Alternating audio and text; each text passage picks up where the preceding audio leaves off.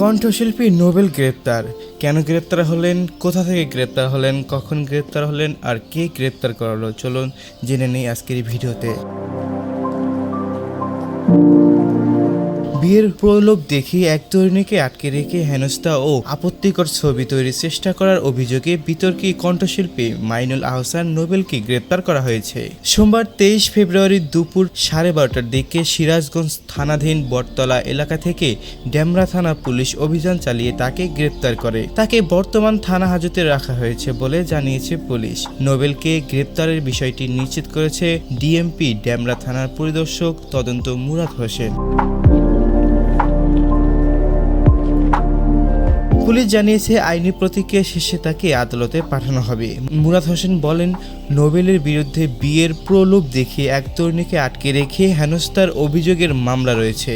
সেই মামলায় তার বিরুদ্ধে আদালত থেকে একটি ওয়ারেন্ট জারি হয়। সেই ওয়ারেন্টের ভিত্তিতে তাকে গ্রেপ্তার করা হয়েছে।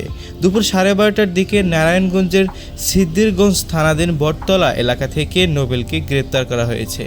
তো সুপ্রিয় দর্শক, আপনারা কি মনে করছেন এই নোবেলকে নিয়ে? নোবেল কি আসলেও কাউকে হেনস্থা করেছে? নোবেল কি এখানে দোষ রয়েছে, নাকি পুরোপুরি এটি একটি ভিত্তিহীন মামলা? তা জানিয়ে আপনার গুরুত্বপূর্ণ মতামত জানিয়ে কমেন্ট করতে পারেন আমাদের কমেন্ট বক্সে। আর ভিডিওটি ভালো লাগলে অবশ্যই লাইক দিয়ে যাবেন।